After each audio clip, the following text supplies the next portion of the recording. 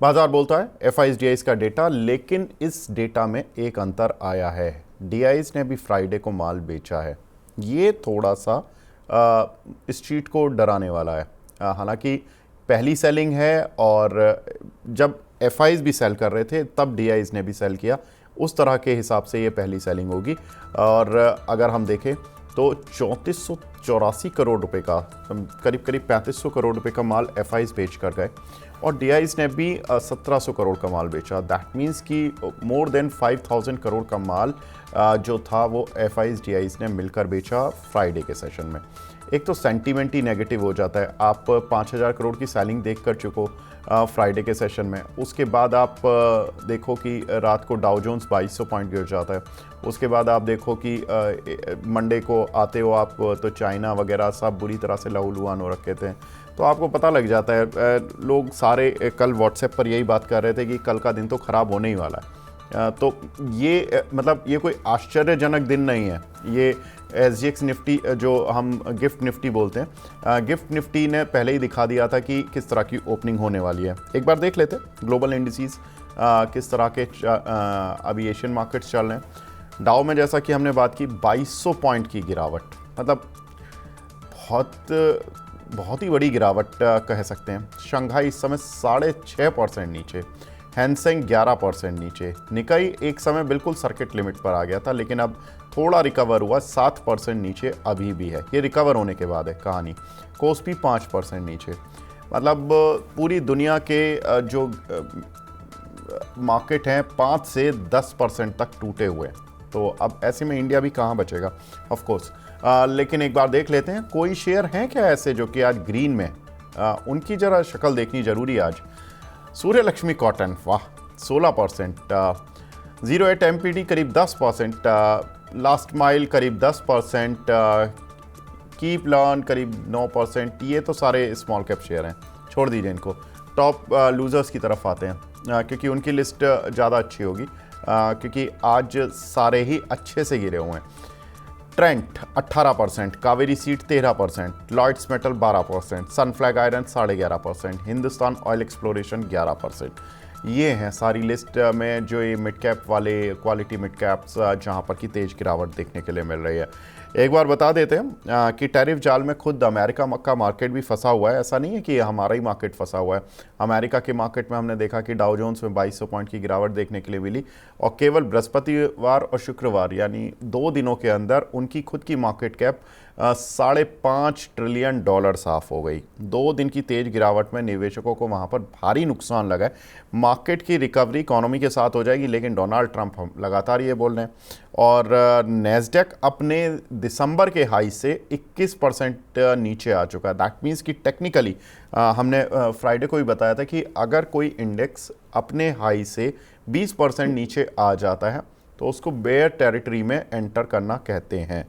अब उस फ्राइडे को जब हमने बात की थी उस समय रसेल 2000 इंडेक्स की बात की थी, जो कि अमेरिका का स्मॉल कैप इंडेक्स है, और अब बात हुई वहाँ के मेन इंडेक्स नेस्डेक की। समीर सर, मैं देख रहा था कि आज से पहले तो केवल ये 2-3 इंडिसेस थी जो कि बियर टेरिटरी में एंटर कर चुकी। वीकेंड्स पे सब लोग डेटा पढ़ ही रहे थे, लेकिन आज मॉर्निंग का जब डेटा पड़ा तो ऐसा लगा कि सारे मार्केट बेयर रन में आ चुके हैं। For example Nikkei, Shanghai, I mean Hong Kong में देख रहा था फॉर इंस्टेंस, हांगकांग भी बेयर टेरिटरी में आ चुका है।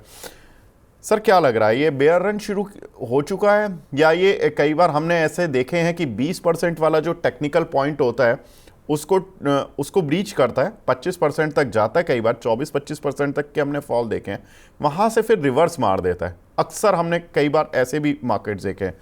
हमें इस मार्केट को कहाँ ले जाना है? So very difficult for me, मुझे ये कहना कि whether Chinese, Taiwanese or US markets are probably not in a bear phase या in a bear phase। देखिए, चाइना में इम्पैक्ट आने वाला है। The US sorry, the US tariffs are quite large। If you look at 54% tariff, तो वो एक negative impact हो सकता है फॉर ऑल एक्सपोर्ट्स, और यूएस की एक्सपोर्ट्स, चाइना की exports is quite a large number. US में भी थोड़ा सा नेगेटिव इम्पैक्ट हो सकता है and could be a small bit of a bear market, a short live bear market, क्योंकि जो import duties आएंगे it will definitely lead to price increases.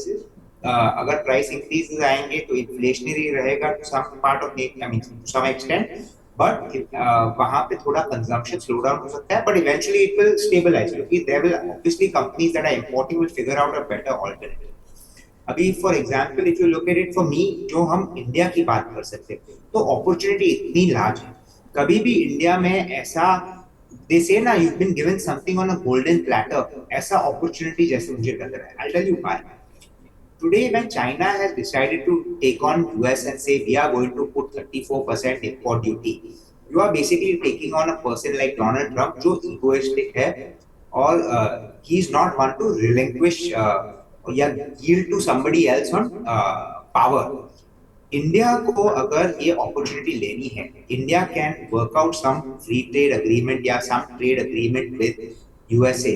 The opportunity of shift of business from China to India, जो products हम बना सकते हैं where we were not as competitive as China, suddenly because of the difference in the duty structure we become extra competitive and we can start capturing that market share and growing that part of the business. So if India takes that initiative and is able to negotiate with the US, it opens up a very large market for India, which may not have been there because we were not competitive when it came to actual production, but we become competitive because of the tariffs. तो ये एक opportunity है. So for me, a fall in India, if it happens to that 20%, अगर लोग देखते हैं कि yes, technically we have entered a bear market, I would still consider it, if India plays its card right, as an opportunity to buy. China में I definitely think there is some pain point, but फिर China में also they're talking of domestic stimulus and all of those, so maybe they could also see a recovery. US में शायद, like I said, because of the increased prices, because of certain issues that they are having with their domestic market, maybe we could see some amount of slowdown there क्योंकि वहाँ पे austerity भी कर रही है government, so that also has a slight bit of a negative impact. So US may be a little slightly longer, but I think जो US पे उतना dependent नहीं है, or who can capture some amount of market share what China loses out, will stand to benefit, and the bear market will not be very large. तो bear market India को डराने वाला तो नहीं लग रहा है ऑफ कोर्स, लेकिन काफ़ी कुछ यूएस के लिए ख़राब खबरें आ रही हैं. अमेरिकी मार्केट पर रिसर्च हाउसेस की भी कुछ रिपोर्ट्स आई हैं जिसमें कि यूबीएस ने बोला कि अमेरिका में रिसेशन जल्दी आ जाएगा और 3 से 6 महीने में टैरिफ रेट्स घटाने पड़ेंगे. अगर नहीं घटाए तो रिसेशन पक्का है, ये यूबीएस ने कहा. जेपी मॉर्गन की रिपोर्ट तो काफ़ी फ्लोट हो रही थी वीकेंड्स में, मैं उसको बता देता हूँ. उन्होंने बोला कि अमेरिका में की जो जीडीपी ग्रोथ है वो -0.3% रहेगी 2025 में, जो कि पहले उनका एस्टिमेट था कि 1.3% रहने वाली है. समीर सर, ये भी मैं ये जानना चाहता हूँ, जितने कंफर्ट के साथ डोनाल्ड ट्रंप घूम रहे हैं, देखिए ये ऐसा तो है नहीं कि वो 80 ईयर से ऊपर के बिजनेसमैन हैं और उन्होंने पहले भी प्रेसिडेंसी देखी है, स्टॉक मार्केट्स के बड़े प्लेयर हैं. इनडायरेक्टली उनकी टीम तो पूरी मुझे लगता है कि अच्छे से प्ले आउट करना जानती है स्टॉक मार्केट को, तो उनको नहीं पता है कि वो जो कर रहे हैं उसका क्या आउटकम निकलने वाला है. वो अपने गोल्फ खेल रहे हैं, कह रहे हैं कि मैं तो गोल्फ खेलने जा रहा हूँ, स्टॉक मार्केट को होने दो, जो हो रहा है सब ठीक हो जाएगा, स्टॉक इकोनॉमी भी ठीक हो जाएगी, स्टॉक मार्केट भी ठीक हो जाएगा.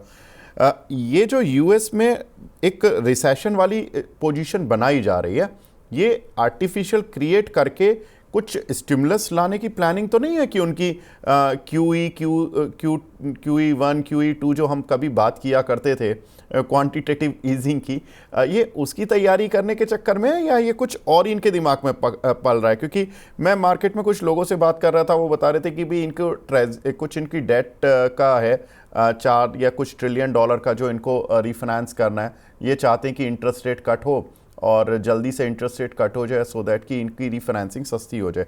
सर कैसे देख रहे हैं इस चीज़ को? देखिए, मार्केट में ऑलवेज स्पेकुलेशन तो ज्यादा ही रहेंगे. People will have views कि they want interest rates to go down, refinancing, lower interest. Let us assume कि $4 ट्रिलियन की रिफाइनेंसिंग जो आपने कही, it is there, it is very much there. अगर वो करनी है, and if because of this slowdown Fed cuts, I'm just giving an example, hypothetical situation. Fed cuts interest rates by 50 basis points, right? तो instead of borrowing this money at maybe 4.2%, the US Treasury, I mean US government borrows at 3.7%.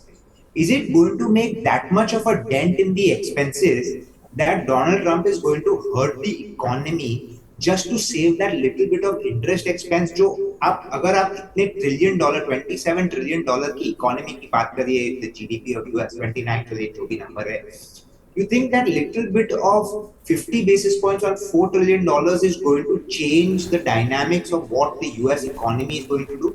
I don't think so. So this is nothing to do with the fact. I don't think he aisa hai. Yes, Donald Trump wants interest rates down, but I don't think he's breaking the market or the economy to save that 50 basis points. So ये जो theories, जो speculation market में करते हैं, let's assume they are very absurd. Second, we want to have quantitative easing की बात जो आपने कही. So Donald Trump is actually looking at austerity measures. वो बोल रहे हैं कि the US government debt इतना बढ़ चुका है कि we need to start bringing it down. So one of the ways is अगर we start collecting all of these taxes, उनका estimation है कि anywhere between 600 billion to $1 trillion will be the government's revenue from import duties. Market estimate is between 400 to 700 billion dollars, so lower है. But this is money that he wants to use to either give tax breaks in the US or reduce the GDP, reduce the deficit जो government का है.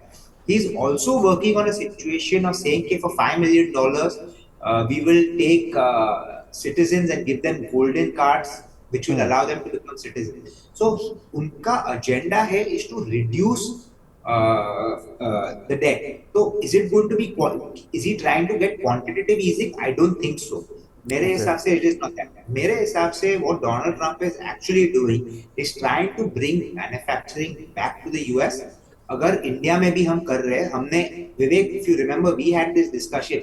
India is protecting industries that have been around for the last 25 years and charging import duties on cars and alcohol. But why are they doing that? आप समझिए, the tax that we are collecting as the government of India because of GST, because of excise, if we have to cut import duties, we have to let go of that tax benefit also that the government is getting. Then how will the government give freebies to all the people that they've promised?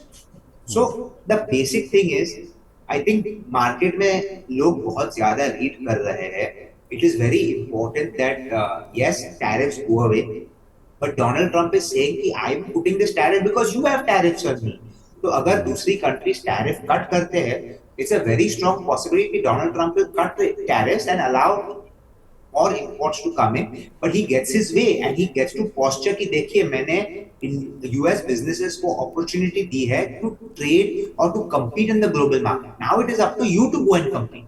So I think that is more of the purpose rather than quantitative easing या saving 50 basis points on $4 trillion या anything like that.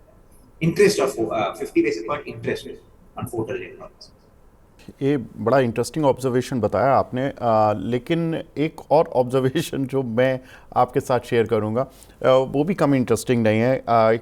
चीन पर downgrade लगातार बढ़ रहे हैं. अब China के अमेरिकी टैरिफ लगाने से अमेरिका में जो चीन के शेयर लिस्टेड थे उनमें शुक्रवार को काफ़ी कोहराम मचा, आज भी मचेगा क्योंकि जिस तरह से गिरे हुए हैं 9% तक चीन के शेयर जो लिस्टेड मार्केट में थे वो गिरे हैं. टैरिफ वॉर के चलते चीन की जीडीपी 2% तक घट सकती है.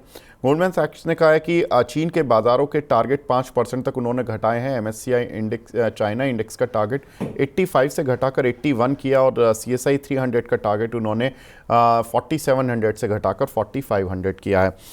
सर, जो सबसे बड़ा ट्रेड डेफिसिट है एक बड़ी इकोनॉमीज़ में वो चाइना का ही है, अमेरिका के साथ करीब $500 बिलियन का, और हमारा तो कुल हार्डली $40 बिलियन का है. तो हम तो चाइना के एक 1/10 हिस्से पर खड़े हुए हैं.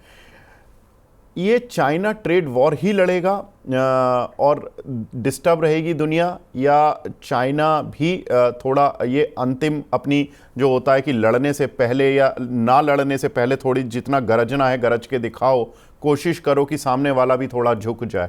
तो ये वो सिचुएशन चल रही है चाइना अमेरिका के बीच में, और अगर ये सही में इन दोनों का ट्रेड वॉर छिड़ गया तो कितना खतरनाक या कितनी अपॉर्चुनिटी होगा इंडिया के लिए सर? तो वही तो Vivek, you are absolutely right. US China का जीडीपी का -2% इम्पैक्ट आएगा.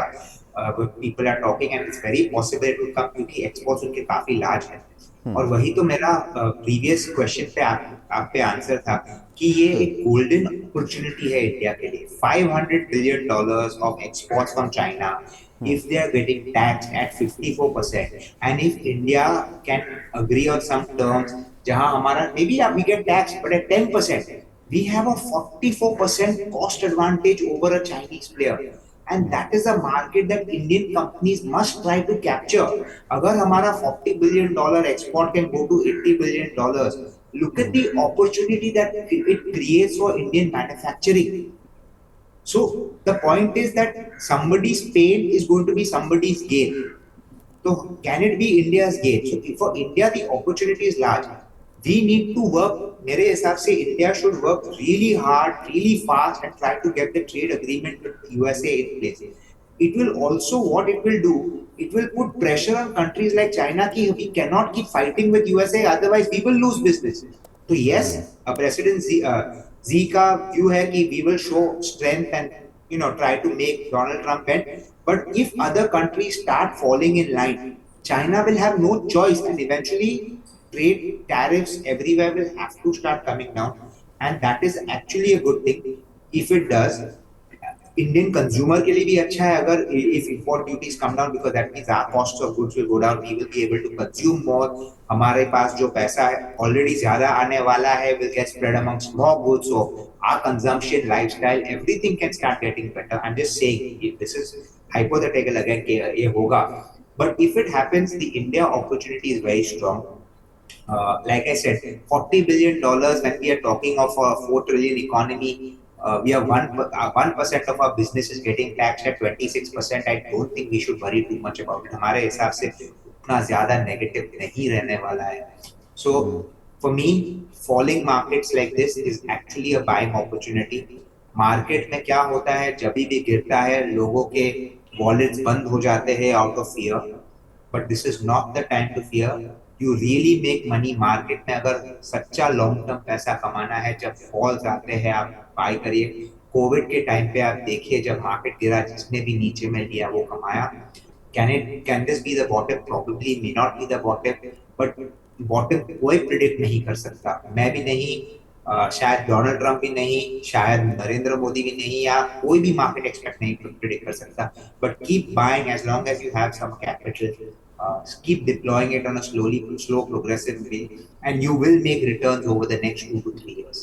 तो आज जो पैसा लगा रहे हैं उसको 2 से 3 साल में कम से कम आप मान के चले कि अच्छा रिटर्न मिलेगा, और अगर आपकी किस्मत अच्छी रही तो हो सकता है कि उससे थोड़ा पहले भी मिल सकता है. तो ये आप अगर पर्सपेक्टिव रखेंगे तो आप ज़्यादा बेहतर तरीके से मार्केट में एंटर कर पाएंगे. एक और चीज़ सर, जो कि डोनाल्ड ट्रंप की नेचर भी रही है, उन्होंने फेड के गवर्नर को थोड़ा कह सकते हैं कि डांटा है, या दूसरी लैंग्वेज भी यूज़ कर सकता था मैं.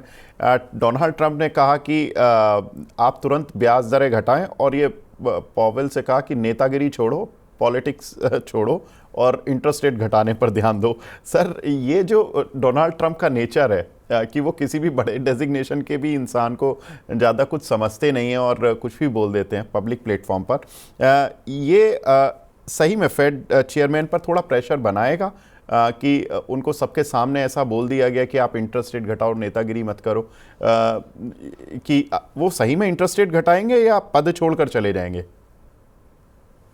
I think neither.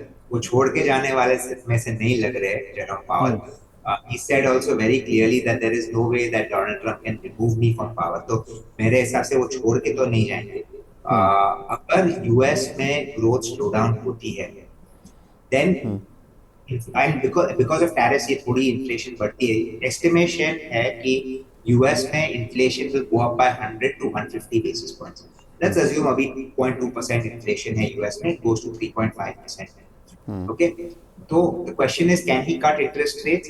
But if economy is slowing down, and we know कि ये एक short term blip है on inflation because of these tariffs, but larger picture is that slowdown हो रहा है, he can cut interest rates. Is he going to be in a rush to cut it? जी नहीं. He's not going to fold under the pressure of Donald Trump and say कि next vote में ही मैं cut कर दूंगा. But if data starts showing कि US is slowing down, I think he will start cutting interest rates because at the end of the day, inflation is also one and growth is also a second target that the Fed has. So eventually interest rates will start going down and that would be positive. Second, US में जो Doge ने cuts किए हैं for spending, that is also going to have a negative impact on growth. So Fed has to look at all of these things. And once they do, I feel interest rates in the US will start coming down. We are in the state जहाँ interest rates peak out हो चुके हैं.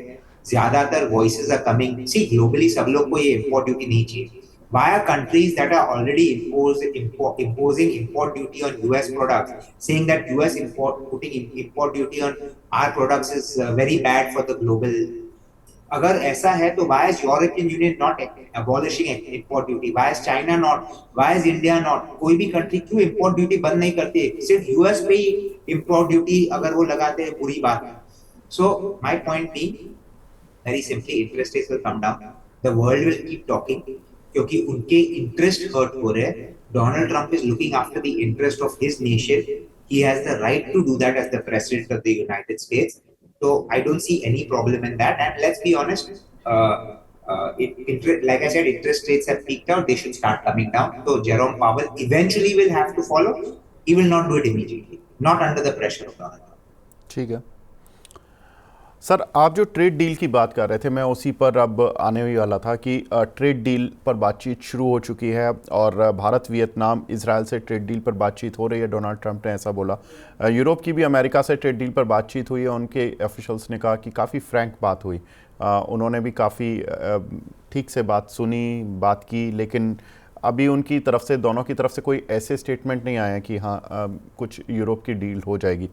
लेकिन Vietnam ने तो शायद घुटने take दिए। उन्होंने तो कह दिया कि आपकी जो टैरिफ है हम ज़ीरो भी कर देंगे।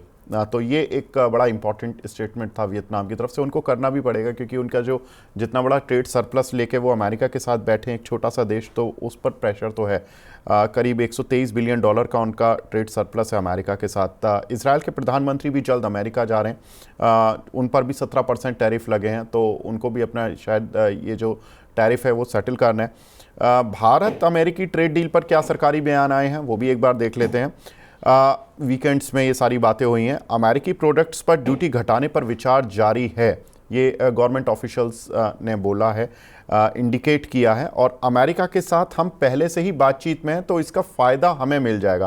क्योंकि हमने बताया भी था कि 25 मार्च से लेकर 28 मार्च तक के बीच में एक अमेरिका का डेलीगेशन आया था इंडिया में, जिसमें कि उनकी बातचीत हुई थी एक ट्रेड समझौते को लेकर। हालांकि पूरे फाइन प्रिंट्स अभी तक नहीं आए हैं, लेकिन कुछ ना कुछ तो आई थिंक उसमें हो गया है, जिसकी वजह से गवर्नमेंट ऑफ इंडिया आगे बढ़ने की बातें कर रही है। लेकिन कुछ चीज़ें रह भी गई हैं जिसकी वजह से वो फाइनल कॉल नहीं आ पा रही है और इंडियन गवर्नमेंट नहीं बता पा रही है कि ट्रेड डील क्या हुई है। दूसरे देशों के साथ भी ट्रेड डील्स करने पर काम जारी है, ये इंडियन गवर्नमेंट के ऑफिशियल्स का कहना है। यानी कि ये इंडिकेट कर रहा है कि पूरी तरह से तो हम यूएस के सामने घुटने नहीं टेकेंगे, लेकिन हाँ कुछ चीज़ों को लेकर हम ट्रेड डील जरूर कर लेंगे और जो डेफिसिट अगर कुछ रह जाएगा तो वो हम बाकी देशों के साथ ट्रेड डील करके पूरा करेंगे। समीर सर, जो आप बोल रहे थे कि जल्द से जल्द इंडिया जितना जल्दी ट्रेड डील करेगा उतना फ़ायदे में रहेगा, ये तो सबको पता है सर। अब तो मतलब जो जिस दिन अगर अनाउंस हो गया कि India has done it's trade deal with US, आपको क्या लगता है ये मार्केट वहीं पर खड़ा हो जाएगा जहां से गिरा था या उसको भी पार कर देगा? I think it should go past that also. So very frankly, कि sentiment change is very big. फिलहाल sentiment मार्केट में इतना खराब हो चुका है, इसके वजह से इतना गिर रहा है। But if we see a opportunity, market is looking for that. Market bullish रहता है, सब मार्केट के पार्टिसिपेंट्स ज्यादा बुलिश रहते हैं। तो जब भी ऐसा कुछ न्यूज आएगा, मेरे हिसाब से the knee-jerk reaction in the opposite direction will be extremely large, and I won't be surprised to see a 2000 point Sensex या 3000 point Sensex up there or something like this. Sir तो 3000 अगर cover होता है तो आज का cover हुआ, लेकिन मार्केट तो फ्राइडे भी गिरा हुआ है और जब तक ट्रेड डील नहीं आती है जब तक का भी प्रेशर अलग हम जो झेलेंगे। नहीं, पर we may not see a 5000 in a single day, but एक बार वो 3000 point आ जाती है, say 2000 point rally also comes in the market, उसके बाद क्या, all the bears will get worried, short covering start हो जाएगी, So the market will go up on momentum, and then जब momentum बढ़ जाता है, तो then all your traders who play the momentum, algo ये सब, all will start coming. So then the momentum will become positive and take the market up. So you may not see it on day one, but over the 10-day period, we will have recovered everything we have fallen and probably go above the 24,000 index if India is able to announce a good trade deal with the US government, and that is, I'm willing to stick my neck out and say कि अगर वो होता है तो we will see market rally very fast, and shorts will have to run aggressively for covers. बिल्कुल। तो मतलब sir market में अभी जिन लोगों के शॉर्ट्स हैं वो कवर कर लें या अभी रहें, या जिनकी हेज पोजीशंस हैं, क्योंकि आज हो क्या रहा है कि अगर किसी ने एक फ्यूचर लिया था और कॉल शॉर्ट करके गया या पुट लेकर गया, तो वो जो कॉल शॉर्ट थी या जो पुट था वो इतने पैसे दे रहा है कि उसको ग्रीड कर रहा है कि ले लो, ये पैसा तो ले लो, कम से कम जो फ्यूचर का लॉस है वो काफ़ी हद तक मैंने बचा लिया है आपका। लेकिन होता क्या है कि अगर वो फ्यूचर उसी रेट पर आकर बैठ गया जहां पर उसने प्लस किया था, तो अगर उसकी एट द मनी या इन द मनी कॉल हो गई उस समय, तो वो सारा उसका जो आज का गेन है वो सब खत्म हो जाने वाला है। पुट में भी यही हाल होगा। वो ग्रीड आज ले लें? तो अगर आपका पोजीशन, अगर आपका कॉल हेजिंग का है, हाँ, तो then it's not necessary that you cut your hedge, right? क्योंकि volatility is going to remain. Yes, you may lose out on the upside, अगर ये जो मैंने कहा ट्रेड डील आती है, you may lose out on that upside, but you will be able to cover yourself that quickly and probably miss out on the first 5 to 7% of the rally and then be able to capture the rest of it. So but if the trade deal doesn't happen, can the market go down further? Yes, it can. So आपका अगर intention hedging था, so then don't be in a rush to cover your hedge. अगर आप naked short है market में, I would definitely advise you to take some profits from this position, because अगर अगर अगर आपका मार्केट रिबाउंड होता है तो you earn nothing in the bargain. So short, naked short, I would think yes, it makes sense to cover. Hedge position, wait for clarity. You may lose the first 5% or 7% of the rally, but you can then cut your short and take the upside benefit that will happen over the 10-day period. So मेरा view है कि naked short must cut at least 25 to 30% of the position.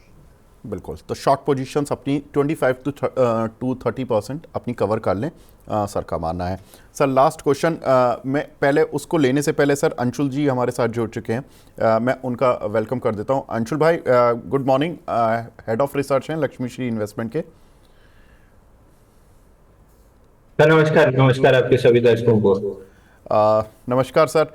Anshul भाई, मैं बस आपके पास 1 minute में आ रहा हूं, समीर सर से बस लास्ट क्वेश्चन ले रहा हूं मैं। समीर सर, एशियन कंट्रीज़ के लिए जो सऊदी अरब है उसने क्रूड ऑयल की प्राइसेस घटा दी हैं और वो $2.3 पर बैरल घटाई हैं। मई से ये कीमतें इफ़ेक्टिव हो जाएंगी, लेकिन उससे पहले क्रूड ऑयल 2 दिन में 15% टूट चुका है, फ्राइडे को ही 7% से ज़्यादा टूट चुका है। सर कैसे लग रहा है, यही एक गोल्डन या सिल्वर लाइन हमारे इंडिया के लिए हर बार बनती है कि जब भी दुनिया में मंदी की बात होती है, दुनिया अस्त व्यस्त हो जाती है किसी चीज़ को लेकर, क्रूड ऑयल गिर जाता है। अगर हम कंपेयर करें डोनाल्ड ट्रंप को जो बाइडन से, जो बाइडन की नीति क्या रहती है, वर्ल्ड वॉर हो जाए, फिजिकल युद्ध हो, फाइनेंशियल युद्ध ना हो। ट्रंप की नीति क्या रहती है कि फिजिकल युद्ध ना हो, ट्रेड वॉर हो। तो ट्रेड वॉर में कम से कम इकोनॉमी जो होती है अनस्टेबल हो जाती है, उससे क्रूड ऑयल गिर जाता है। उनके रिजीम में क्या रहता था कि वो ज्योग्राफिकली लड़ते थे तो क्रूड ऑयल उल्टा ऊपर आ जाता था। हालांकि इंडिया ने पहली बार इतनी अच्छी स्ट्रैटेजी के साथ चला कि वो रशिया से क्रूड डिस्काउंट पर खरीद लाए और उसी ने हमारे मार्केट को, हमारी इकोनॉमी को पिछले 3 साल से बचा कर रखा। लेकिन ये जो क्रूड ऑयल का गिरना है, ये सिल्वर लाइनिंग है इंडिया के लिए इस बार भी? Crude coming down is always good for India. Is it a silver lining? That time will tell. If it is coming down because global growth is going to slow down or consumption slow down होने वाला है globally, and that is the pain point, then it is a problem.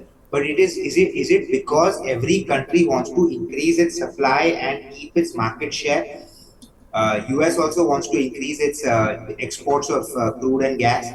अगर both reasons say the OPEC cartel to some extent is losing its strength and that is the reason crude is falling, I think it is not a silver lining but a platinum lining key for India, because crude being lower is a great benefit for India, because हमारा सबसे बड़ा import is crude, and because of which we have such a large current account deficit.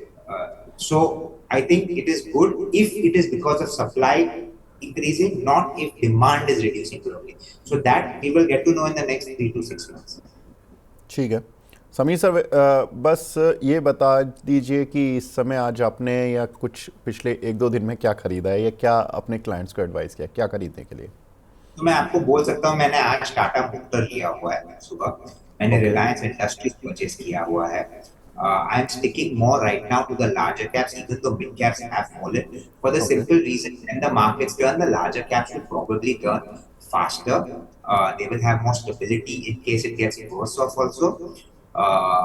So from that point of view, I would advise anyone, if you want to make investments large cap, IT से अभी भी it's interesting. The fall is very interesting. I'll not say no, but be cautious on it. अभी भी थोड़ा और गिर सकता है, because Donald Trump has not given any update on service taxes or from services coming from abroad. अगर वहां पे कुछ देते हैं तो it could affect them further. Plus, if US slows down, IT spends get affected. So growth, if it goes into a slight negative, then the question remains, why should even a stock traded 20 times earnings, right? So it could get affected slightly negatively. So वहां पे मैं थोड़ा cautiously दूंगा. But जो domestic facing companies है, FMCG, you can look at, पर वो उतना गिरा नहीं है. Trend आज काफी गिरा है because of the update that they've given. But valuations were expensive, so the correction has come. But Trend is starting to look attractive क्योंकि उनकी operating leverage quite strong है. So at this level, Trend is something one can look at, but I haven't yet bought, and I cannot buy for some reasons whatsoever.